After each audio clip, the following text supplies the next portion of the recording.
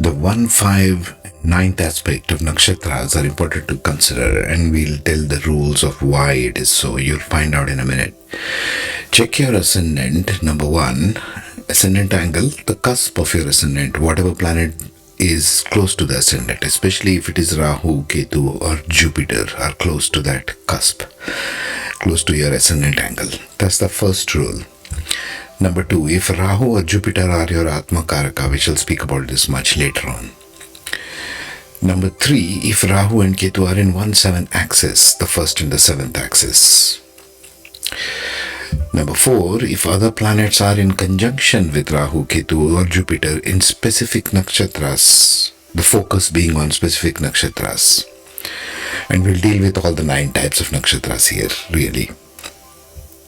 Number 5, and the most important, if you have an exchange of lordship between the lords of nakshatras and or the dominance of one ruler of nakshatras in your chart. For example, if you have Mercury and Moon exchanging lords, okay, and then you have Mercury dominated nakshatras, this will be important.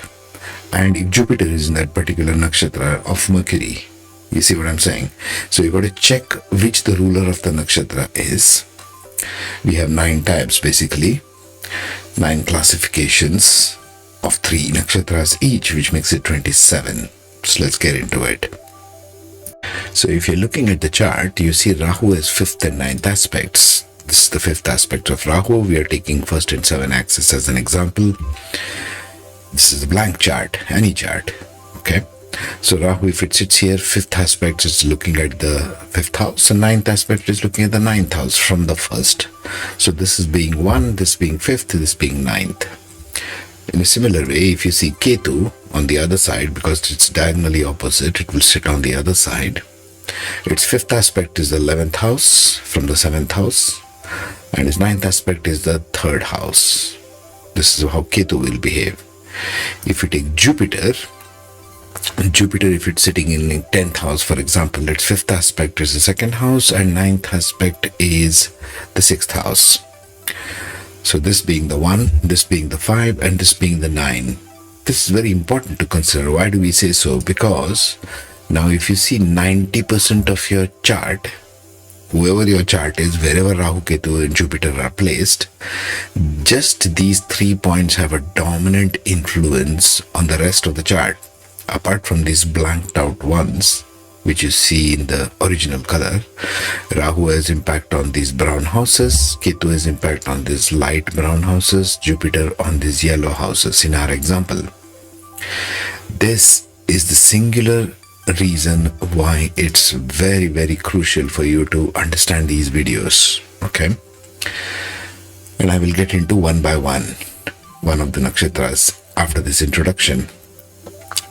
But before that, we shall consider for the purposes of this study, Rahu is the point of focus and drive where you want to go in this lifetime. Ketu as past life conquered territory or your karma which you have already learnt and knowledge and finished. Ketu brings all the past life into this life. So whatever you learnt, experience and knowledge, whatever you are already an expert in is Ketu. Jupiter as the point of wisdom where you need to take assistance off, okay? Consider it like that in this particular aspect. Now let's get into the nakshatras. Now let's discuss the 159 of Moon Nakshatras, which are Rohini, Hasta and Shravana, falling in Taurus, the heart of Virgo and heart of Capricorn. The commonalities being all these 3 are earthy signs. So first you got to see resources. Earth signs are about earthly resources. Yes. And it's exalted in the Navamsha of the second one, Taurus itself. We shall see this little later on. But first, let us understand what the moon itself stands for as a planet. It's important to study the planet itself. When you say Moon Nakshatras, what does moon stand for? Moon is an absorbent planet. It absorbs all the energies. It is sitting within a chart. It is absorbent in the emotional body. Whatever moon takes in, it absorbs and sends it and makes it a part of the emotional body. So these 3 nakshatras are very emotional in nature. Okay, we shall see this soon. So Moon is an absorbent planet in the emotional body. It's like Mercury would be absorbent planet, but in the intellectual body, the mental body, the mind. Subconscious and conscious mind, intellectual brain. Moon is the emotional brain. Okay. So like you can see here, the first pada goes in the Navamsha of Aries, second pada goes in Navamsha of Taurus, the third pada goes in Navamsha of Gemini, and the last pada goes in Navamsha of Cancer. Whenever nakshatras go into these first four signs, it's usually a sign of initiators of something. Some new cycle is starting, you might say. Okay. So when Moon goes into Aries, first pada, these people usually begin something new.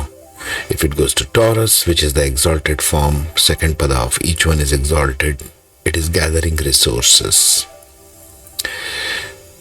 Moon is an energy in these nakshatra of gathering resources because it is falling in earthly signs, Taurus, Virgo and Capricorn.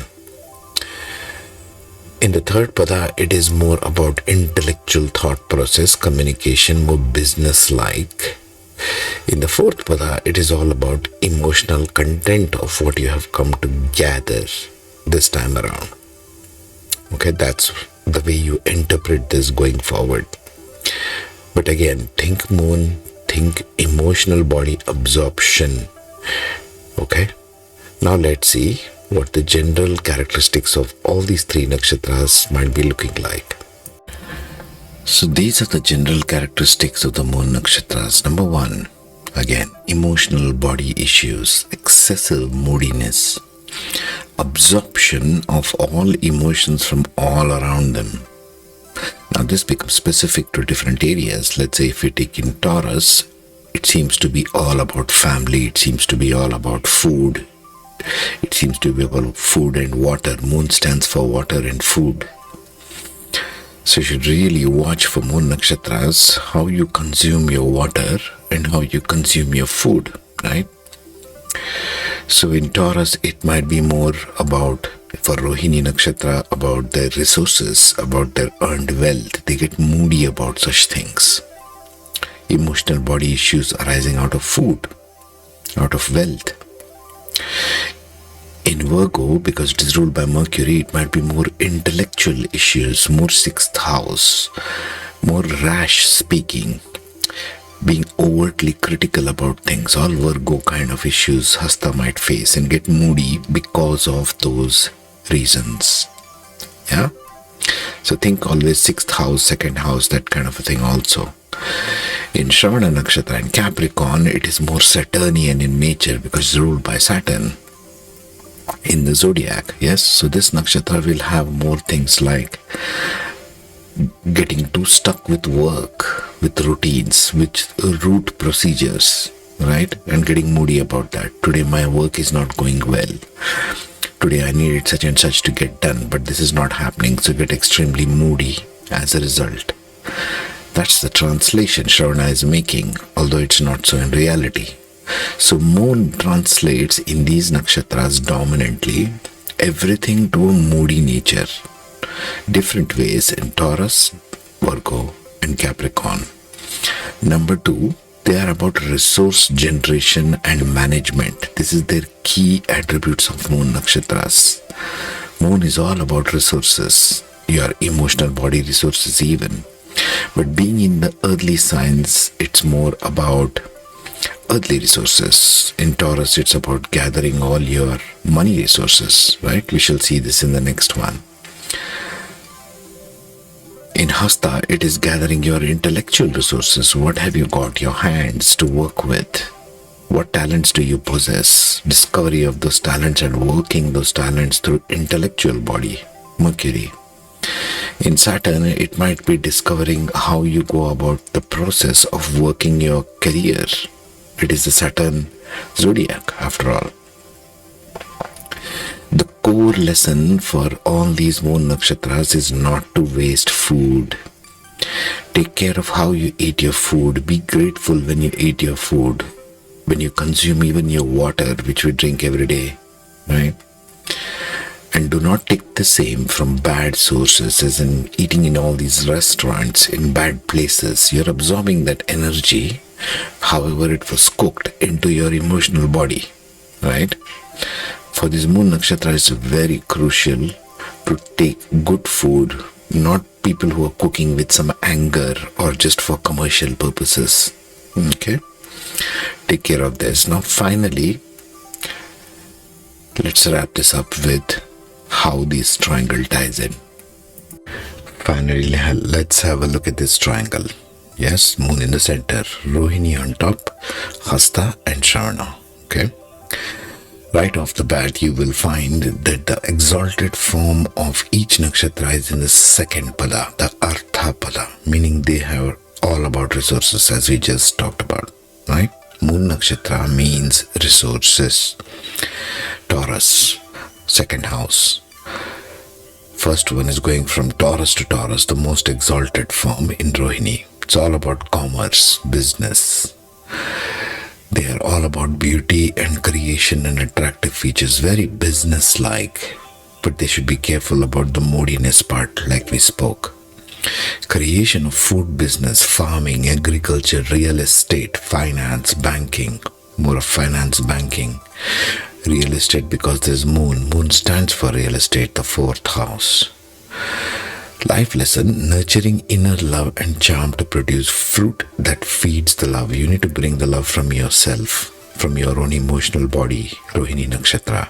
Hasta, on the other hand, goes to Mercury. Daily work, sixth house. Very critical in nature. Getting rid of negativity in the personality is their main drive. They're all about knowledge. Think Mercury, ruler of Virgo. Success through work, hands. Hasta means hands. Here it's a workaholic. They need to work to produce their fortune.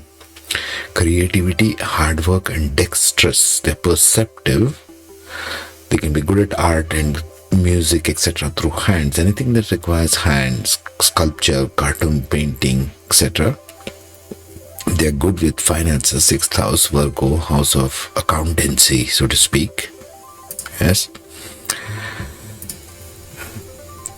And their life lesson become inspired and alert in order to bring your gifts. Hasta, if it is not inspired, it becomes very critical in nature. Last one, Shravana, in the Artha goes from Capricorn to Taurus, listening to good counsel, take good advice to make progress in life. They need inquisitiveness of the goal in order to find the path, not aimless wandering. Capricorn does not have the brains. Saturn does not have the brains. It needs to get inspired. Even Hasta has inspiration. Shravana has inquisitiveness of the mind. Rohini has nurturing inner love. So if Rahu, Ketu or Jupiter is sitting in the vertices of this triangle, have a close look at what your calling is. Okay, it has to do with your emotional body in some way. It has to do with these three life lessons which are tied together, the 1, 5 and 9.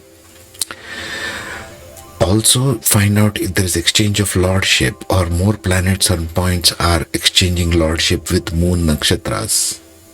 For example, Mercury sitting in a Moon Nakshatra, Moon sitting in a Mercury Nakshatra. That is an exchange of lordship. Plus there is Saturn and other planets scattered in your chart. But now they are sitting in dominantly in Moon Nakshatras or aspecting from Moon Nakshatras. You need to take care of your emotional body, okay? Just keep that much in mind.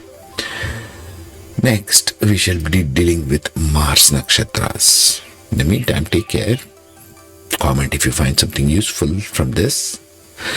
And I shall see you in the Mars role Nakshatras. Bye-bye for now.